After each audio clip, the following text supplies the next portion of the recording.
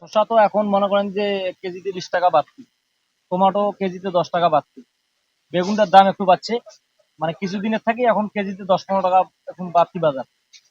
আর আলু টালু যেগুলো দেখেন এগুলো স্বাভাবিক আছে দাম, মানে এগুলো কোনো কিছুই দাম বাড়েনি। রমজান উপলক্ষে বাজার মোটামুটি ভালোই আছে। আগামীকালকে যেহেতু রোজা, ওই হিসেবে লেবুর দামটা একটু তুলনামূলক ভাবে আমি বেশি পাইলাম। 60 টাকা চাইলেও আমি 50 টাকা দিয়ে কিনলাম। লেবুটার দাম হয়তো 30 টাকা হলে ভালো হইতো আমাদের ক্রেতার জন্য।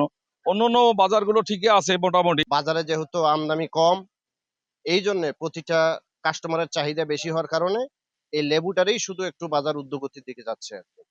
তাছাড়া প্রতিটা পণ্যের বাজার স্বাভাবিক আছে।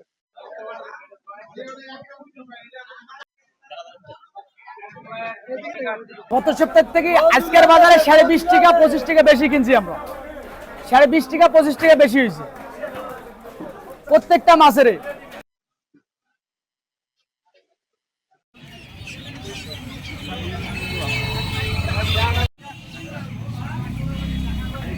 গত সপ্তাহে আমরা পাকিস্তান কিনছিলাম 280 টাকা, কিন্তু সেটা আজকে যেটা নিলাম সেটা হলো 350 টাকা।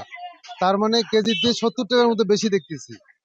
তো এই যদি হয় তাহলে আসলে রমজান মাসে আমাদের সাধারণ মানুষের জন্য একটু কষ্ট হবে। কেজি বেচতেছি 330 টাকা। এটা হলো অরিজিনাল কক সোনালী, যেটা কক বলা, আর এটা হচ্ছে ক্লাসিক, ওটা হলো 310 300। সপ্তাহে আমাদের গত সপ্তাহে বিক্রি করছিলাম আমরা 280 70। আমাদের কেজি প্রতি কিনতে বিক্রি হচ্ছে বর্তমানে 40 টাকা বেশি। এই জন্য দাম মার্কেটটা বেশি, মার্কেট মালের ক্রাইসিস।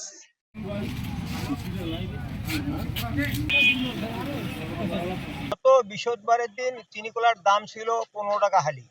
ওই কলা এখন রমজান আসে নাই, এখন 30 টাকা আজকে হালি। আমাদের পক্ষে তো কেনা সম্ভব হচ্ছে না। এইভাবে জিনিসের দাম বাড়লে কিভাবে আমরা জিনিসপত্র কিনবো রমজান মাসে? তাই যাতে এটা নিয়ন্ত্রণ করা যায় তার জন্য কর্তৃপক্ষের আমরা দৃষ্টি আকর্ষণ করি। কলা তো দাম বাড়ছে, হালা 25 টাকা 30 টাকা বিক্রি করতে হবে,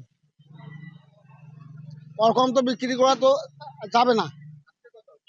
আজকে 30 টাকা আলা, আগে আসলো 20 টাকা 25 টাকা। আজকে রমজান উপলক্ষে ফল কিনতে আগাম আসলাম, আসার পর দেখি প্রত্যেকটা ফলে 30 থেকে 40 টাকা বেশি। রমজান উপলক্ষে খেজুর আগে আগে যে রেট ছিল তার থেকে 20-30 টাকা বৃদ্ধি হয়েছে, এবং যে ফলমূল যে দাম ছিল সেটা আগে আগে যে দাম ছিল সেই দামে আছে।